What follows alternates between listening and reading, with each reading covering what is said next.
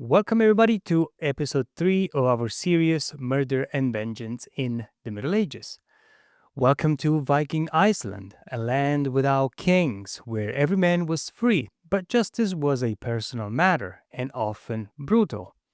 Here, family honor meant everything, and vengeance could spiral out of control.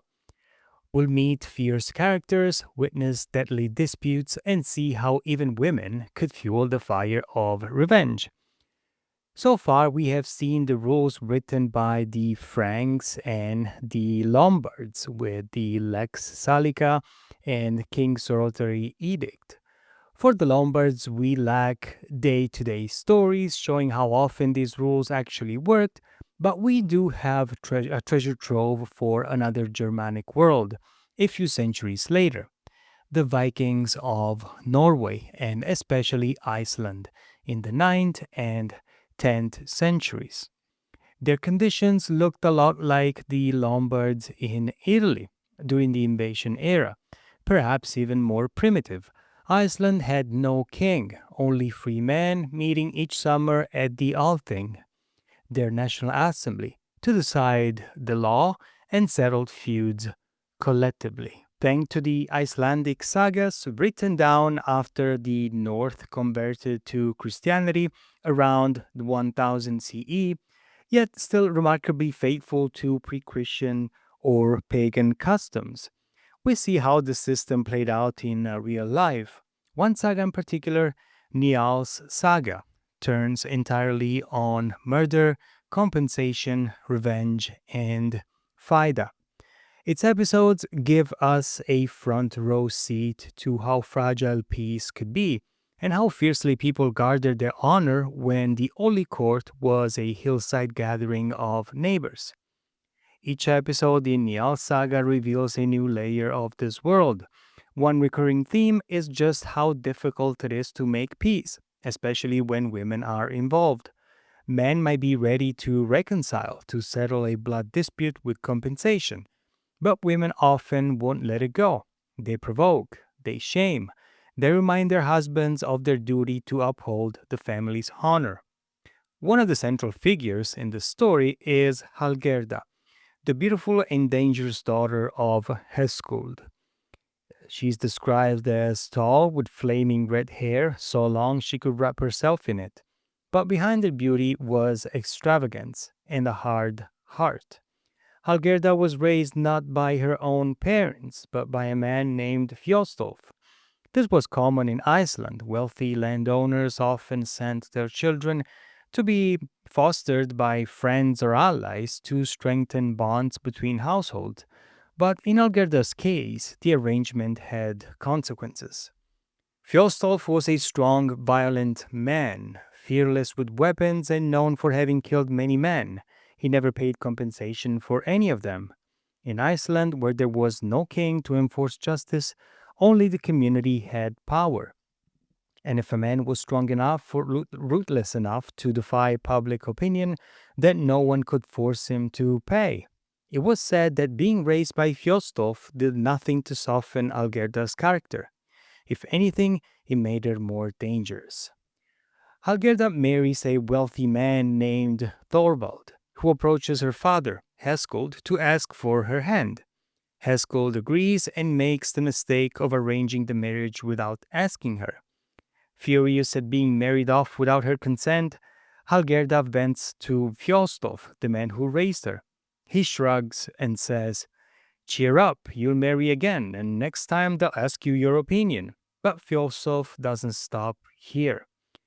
He provokes Thorvald directly. While they're unloading a boat together, Fjostolf mocks him. "You do little work, and you do it badly. Think you can do it better than me? There's one thing I can do better than you. The woman you have was poorly married, and you shouldn't be together." The situation, as you may expect, escalates. Blades are drawn. Fjostolf kills Thorvald. He returns to Algerda, blood on his axe. He sees him and says, "There is blood on your axe. What have you done?" Fjostolf answers calmly, "I've just done something that means I'll have to marry you off again." This is the first murder in the saga and the first request for compensation. Now, Thorvald's father Osvif gathers his friends and rides out to seek vengeance, but they can find Fjolstolf, they cannot find him. After a fruitless search, Osvif stops and says, "Let's rethink this. It seems better now to go to Haskold and ask for compensation for my son, because there is hope of gaining honor where there is much to be had." That cryptic line speaks volumes. Haskold is rich, respected, and generous. Since it was his daughter who helped spark this killing, he'll likely want to settle the matter honorably and pay well to do so. Osvif goes to Haskold. They embrace their neighbors, in-laws, and have known each other for years. Osvif quickly gets to the point. "Here's what happened. My son was killed by Fjostolf, your man. I looked for him, but could not find him." Haskold replies, "He must have gone north. I doubt he'll be easy to find." Osvif presses, "That's why I'm here, to ask for compensation for my son." Haskold's response sounds cold. "I didn't kill your son, nor did I plot his death, but I understand you're seeking compensation." It seems he wants to keep his distance to avoid liability. But his wiser brother, Hrut, steps in and says, "Brother, the nose is kin to the eyes. In other words, you and your daughter are connected, whether you like it or not." Hrut continues, "To avoid gossip, you'll need to pay for his son and protect your daughter's reputation. This will only happen if the matter is settled quietly." And there it is. In a world without judges, courts, or police, justice depends on reputation, honor, and knowing when to write a check to prevent a war. What's the alternative for Osvif, Thorvald's father, if he doesn't get compensation? He could go to the annual assembly of all free men, the Althing, and denounce the crime in public. "They killed my son and won't compensate me. You decide what's just." But doing that would mean publicly naming Halgerda as involved. That would damage her reputation and by extension the honor of Haskold's entire household. That's why Hrut, the wise one, steps in and says, "In these cases, you'll need to mend things and pay." Haskold agrees, but pushes the decision. "Fine. Will you set the amount? I'll do whatever you decide." Hrut responds bluntly, "I won't go easy on you, because truth to be told, your daughter plotted his death." There is a pause. Then Haskold stands, turns to Osvif and says, "All right, will you shake hands to drop the case?" That implies, "I'll pay whatever my brother decides." Osvif answers honestly, "It's not entirely fair that your brother sets the amount, but he spoke well, and I trust his judgment."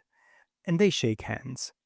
Hrut then declares, "For the killing of Thorvald, I award 200 silver coins." The saga's author adds a comment for readers of a later time, just in case they think that the amount seems too low. At the time, this was considered a very good compensation. Inflation had changed things by the time the saga was written down. Hrut continues, "You'll pay immediately, brother, and quickly." And Haskold does. Then Hrut turns back to Osvif and says, "I'll also give you a fine cloak I brought from abroad." These Vikings often sailed to the British Isles and beyond, bringing back beautiful things rarely seen in Iceland. So compensation plus a gift, payment, and honor.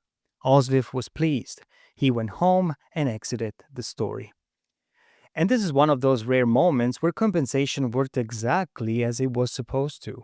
They killed my son, and I have a choice: hunt down the killer and keep the feud going, or go to the assembly and complain, which is what the weak do, or confront the guilty party face to face and get compensated. This time, it worked. As predicted, Halgerda remarries, this time with their consent. But she doesn't like her new husband either. And once again, the helpful Fjolstolf steps in and kills him. But this time, Halgerda's wise uncle Hrut has had enough. He kills Fjolstolf. Now, Technically, things should be even. Fjostov's killed and was killed in turn, but that should be the end of it. But as we've seen before, it's not always so easy to agree and settle the dispute. Fjostol's brother, a man named Thorarin, rides out with 11 men to visit Heskuld. Heskuld receives him warmly. As etiquette demands, they don't discuss business right away. They feast, drink, talk through the evening, business comes in the morning. Then Thorarin finally speaks. You know, my brother was killed by your man. Will you make an offer for him? I've lost much. Notice the nuance here. Fjostolf's death was retaliation. It balanced an earlier killing. So legally, Thorarin had no strong case. If he brought this to the Althing, they'd likely laugh him out of the assembly. But that's not what he's doing. He's probing, hoping maybe Heskuld will pay something anyway, out of honor or to maintain good relations. But Heskuld is, as always, blunt. I didn't kill your brother. Thoranin sees things aren't going his way, but sitting nearby is Hrut, the actual killer, and Hrut is wiser. He says, let's not send him away empty-handed. He's lost much, and we want people to speak well of us. Let's give him some gifts, and he'll be our friend forever. So the brothers offer Thoranin gifts, no compensation. There's no mission of guilt, no formal price, just gifts to keep the peace. Thorarin accepts and returns home. The feud ends, not through law, but through flexibility, generosity, and a shared desire to avoid more bloodshed. But the story isn't done. Enter another man, Gunnar, known throughout Iceland as the bravest of all men. He decides, surprisingly, to marry Halgerda. Gunnar's closest friend is Njál, the saga's namesake, wise, respected, and calm. Halgerda and Bergthora, Njál's wife, do not get along. Bergthora keeps needling her. Sure, Halgerda had 2 husbands killed, you know. Halgerda is furious. She confronts Gunnar. She's insulting me. I want vengeance. Gunnar answers simply, Njál is my friend. I don't want to hear it. At the annual Althing, when all the big landowners ride out to meet for weeks, talking politics, drinking, settling disputes, the men leave their wives and servants at home. Just before leaving, Gunnar warns Algerda, don't fight with my friends while I'm gone. Treat them well. Algerda snaps back, the trolls can take your friends. And with that, the stage is set for disaster. While Gunnar and Njál are away at the Althing, trouble erupts. Bergthora sends a servant to cut wood from a forest the 2 families share. Halgerda, convinced it was her side of the forest, sends her own men to kill the servant, and proudly informs Gunnar. At the assembly, Gunnar learns what happened. He goes to Njál and says, my wife had one of your servants killed. Njál is silent for a moment, then answers, you can't let her do whatever she wants. Gunnar agrees. You set the compensation. I'll pay. In the spirit of friendship, Njál sets a low price, just 12 ounces of silver. But he adds a line worth remembering. If I ever owe you, remember I set the price low. As expected, Bergthora is unimpressed. She vows revenge. She sends a new servant, Atli. He's not a slave, but a free man who had fallen on hard times. He's proud, loyal, and poor. She orders him to kill Halgerda's men, and he does. Gunnar returns to Njál. It happened again. My wife's man was killed.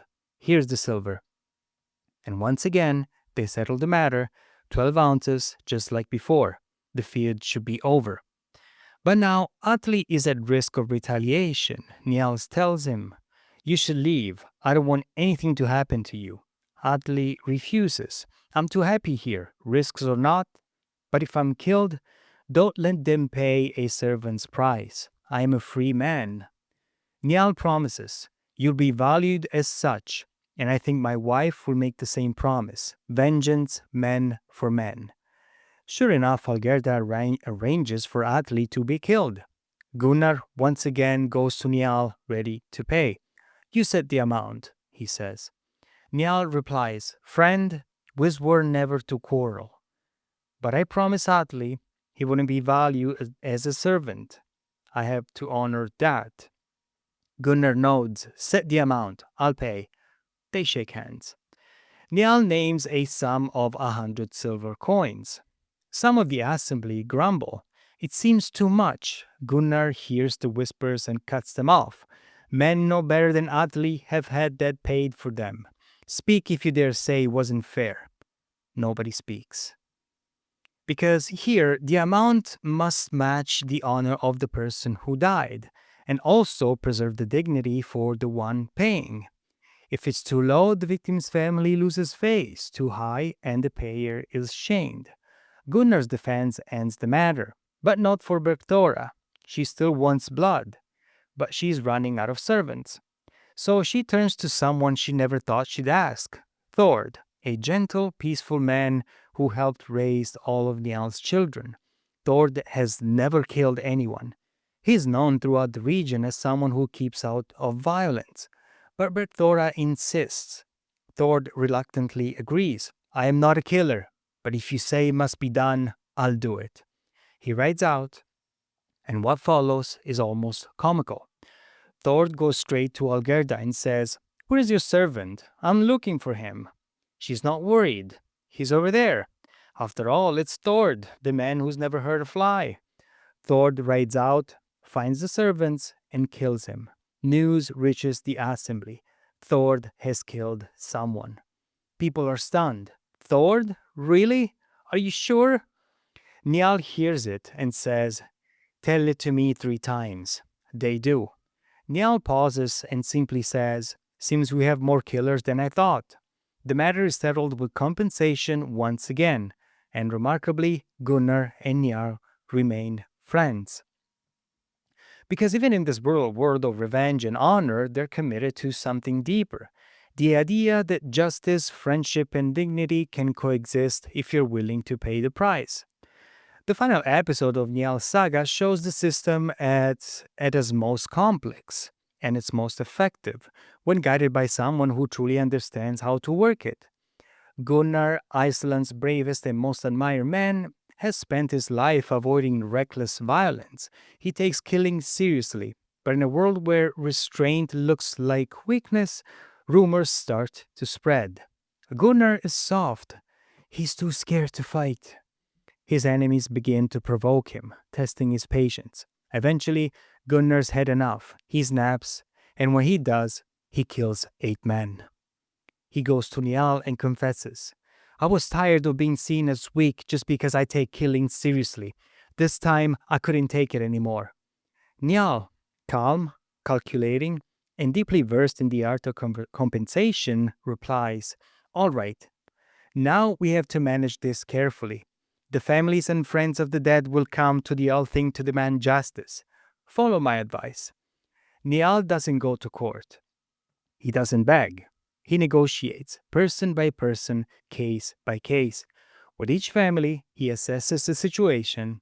In some cases, he points out that Gunnar had previously been attacked by the same man, so it was retaliation. In others, he arranges for compensation, allowing respected mutual friends to set the amount, which Gunnar promptly pays. Before starting, Njál lays it out clearly. If you follow my advice, you'll come out of this with great honor. And this will just be the beginning of your killings. His advice is surgical. Never kill more than 1 man from the same family. Always respect the peace that worthy man broker. If you violate either, you'll die young. If you follow the rules, you'll live to old age. That's the game. Vengeance isn't about rage. It's about control. You must ensure that peace is genuine, that the injured party is satisfied with the payment, and that you don't provoke them again. Shift your targets. Kill only those who truly bother you and who don't have a crowd behind them. And if you're rich, like Gunnar, you can afford the fees. You can kill with honor so long as you keep your ledger clean. There is a clear difference between how the system is supposed to work and how it actually plays out. As we've seen, this saga tells a long story on a quarrel between women, but the men try to be peaceful and try to follow the rules, at least a code of conduct between men, in order to keep honor and peace in a good place and to uphold the relationships with every other family. So, feuds in Iceland were a deadly game, where honor demanded blood and peace was fragile. But what about the great cities in the medieval world? In Florence, home of Dante and Renaissance thinkers, vengeance was still alive, though it looked very different. Even in the refined societies of the Renaissance, vengeance was still something that it was followed because you had feuds between important families that would kill each other and would find and follow this cycle of revenge.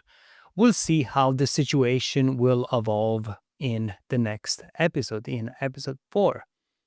I'll try to put myself in the place. Well, we cannot judge those people with our current ethical standards. Even if you might try, it's something devastating to commit a murder and then have these lawless societies that, in a way, continue to perpetuate in this cycle of endless killings.